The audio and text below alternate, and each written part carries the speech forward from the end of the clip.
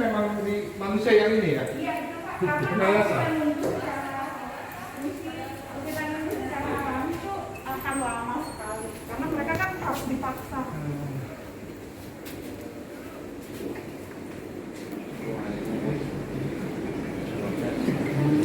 Jadi ini adalah plankton yang kita berikan kepada bayi kerang untuk mereka makan. Jadi di sini kita punya 6 spesies planktonnya. Jadi kadang jenis planktonnya dicampur satu dengan yang lain untuk diberi makan ke bayi kerangnya tergantung kondisi mereka saat itu seperti apa.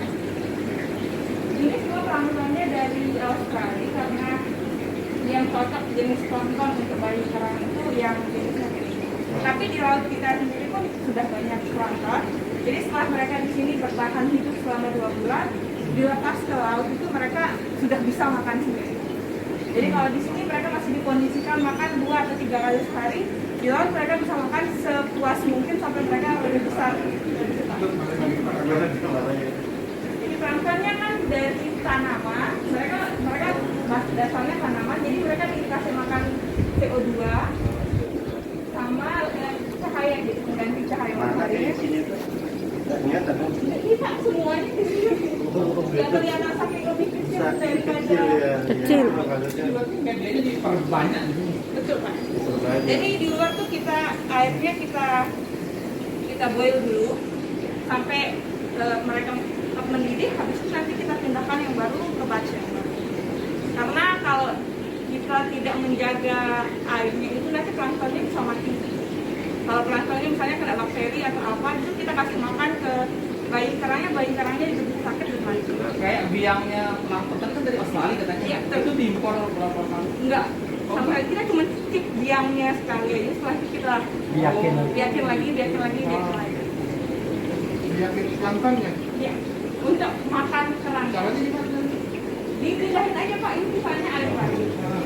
Nanti sebagian dari ini dipindah ke satu situ, kemudian dia akan berkembang biak sendiri karena kan ada cahaya sama CO2-nya.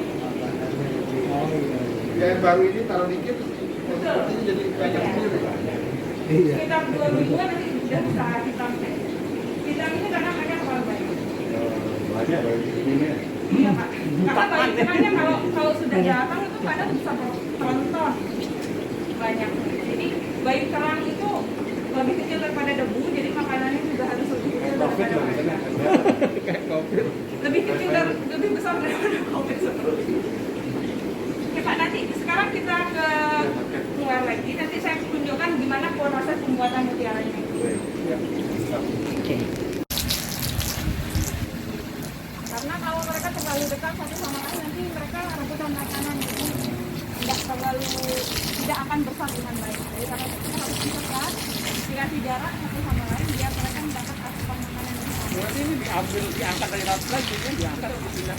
Misalnya kita disuruh itu sejarah. Ini kalau ini udah punya Sudah 1,5 bulanan. Oh ini ya. Nempel banyak ya. Enggak, ini nggak akan lepas. Mereka punya namanya biosphere, itu kaki yang seperti rambut itu bisa dipakai nempel terus.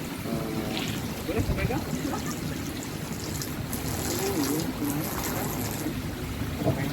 Ini umurnya sekitar 6 sampai 8 bulan. Jadi rambutnya seperti ini. Ini kalau dipotong, kita kan harus bersihkan sekali sebulan, kita keluarkan dari laut, kita bersihkan, itu kita taruh lagi di laut karena seperti ini ada parasit nempel di mereka, kadang ada uletnya dan itu bisa membunuh mereka. Jadi harus dibersihkan sekali sebulan. Nah ini kita keluarkan dengan cara ini, rambutnya dipotong, kita keluarkan, bersihkan kulitnya, terus ditaruh. Ini kerang yang umurnya 1 tahun. Ini yang 1,5 tahun dan ini yang 2 tahun. Jadi yang 2 tahun ini kita hitung dia sudah sebagai kerang dewasa. Tidak ada mutiaranya kan? Tidak ada mutiaranya, belum ada. Setelah mereka umur 2 tahun baru kita akan memasukkan nukleusnya ke dalam tubuh kerangnya. Jadi ini juga umurnya 2 tahun dan kita taruh seperti ini biar mereka terbuka Pak. Jadi mulutnya itu akan terbuka karena setengah badan mereka ada di udara, setengah di air. Jadi setelah mereka terbuka itu, kita taruh sesuatu untuk menahan mereka. Karena kalau mereka sudah nutup nggak bisa dipaksa buka lagi. Karena mereka harus terbuka sendiri. Karena di dalamnya itu ada otot yang kalau nutup itu langsung keras sekali. Kalau dipaksa buka, mereka kulitnya akan pecah. Jadi kita nggak bisa paksa.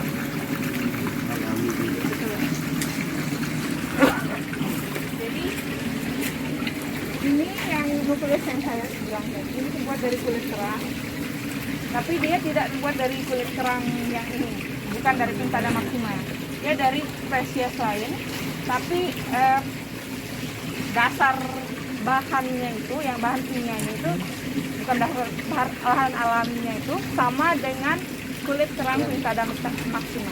Jadi kalau ini sudah dilapisi oleh cairan saibonya itu, lendirnya itu, nanti cairan lendirnya akan mengeras dan menjadi mutiara. Tapi ketika ditaruh di bawah sinar X, tidak kelihatan sama sekali kalau di dalamnya ada nukleus, karena dia bahan dasarnya sama. Tapi kalau kita potong, dia mutiaranya akan terlihat di dalamnya ada nukleus. Oke, jadi sekarang saya akan kasih lihat proses pembuatan pembibitan mutiaranya. Jadi ini kerang berumur 2 tahun. Ini akan saya potong dulu. Kita potong dulu karena untuk membuat satu mutiara kita membutuhkan 2 kerang. Satu kerangnya harus dibunuh dan satu kerangnya lagi dipakai untuk meletakkan nukleusnya. Oke. Ini satu lagi. Oke. Jadi ini namanya saibo atau mantel tisu. Mantel tisu ini yang menghasilkan cairan atau lendir yang tadi akan membuat mutiara itu sendiri, yang akan melapisi mutiaranya. Jadi untuk membuat satu mutiara kita membutuhkan saibo dan nukleus. Tapi kita kan tidak bisa taruh nukleusnya di sini setelah itu menutup kerangnya, karena nanti akan dimuntahkan oleh kerangnya. Karena itu tempat untuk menaruh saibo ini kita taruh dia di gonad. Tapi gonad ini kan dia tertutup. Jadi karena itu kita harus potong dia seperti operasi. Setelah itu kita masukkan nukleus ke dalamnya. Setelah memasukkan nukleus, kita akan taruh saibonya di dalam gonad itu beserta nukleusnya, agar dia di dalam gonad itu menghasilkan cairan yang dihasilkan oleh si saibo itu menutupi nukleusnya dan akan menghasilkan mutiara.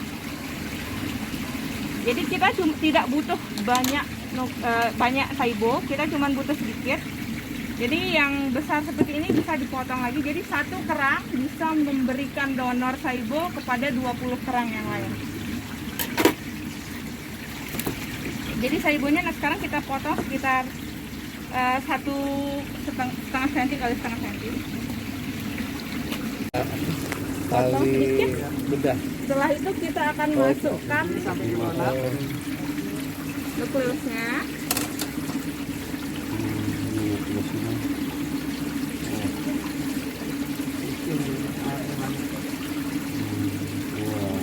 Dan kita masukkan jauh lebih dalam biar dia tidak bisa dikeluarkan lagi sama kerangnya. Kelihatan sama air.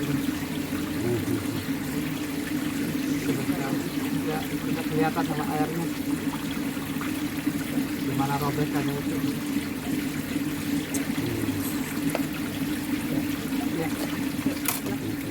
Setelah dia masuk nukleusnya, kita dorong lagi biar dia tidak bisa dikeluarkan oleh kerangnya.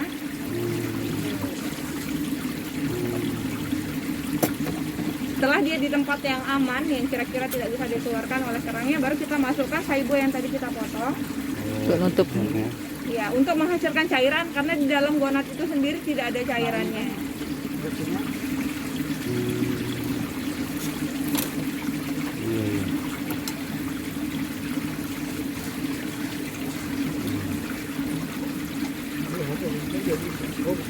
Itu airnya itu. Jadi sekarang mantap tisunya akan dimasukkan ke dalam, tepat di samping nukleus yang tadi kita masukkan. Mantap ya. Selesai. Itu selesai, dan kita kirim ke laut 2 tahun lagi baru kita bisa harvest. Nah, ini ya kerang yang umurnya 4 tahun. Sekarang yang ini sudah punya mutiara di dalamnya. Sekarang kita akan harvest, kita ambil mutiara yang di dalamnya. Panen. Ini Ya, ini menunggu dia. 4 tahun ini. Iya, kan masih Oh, penantian yang panjang ini.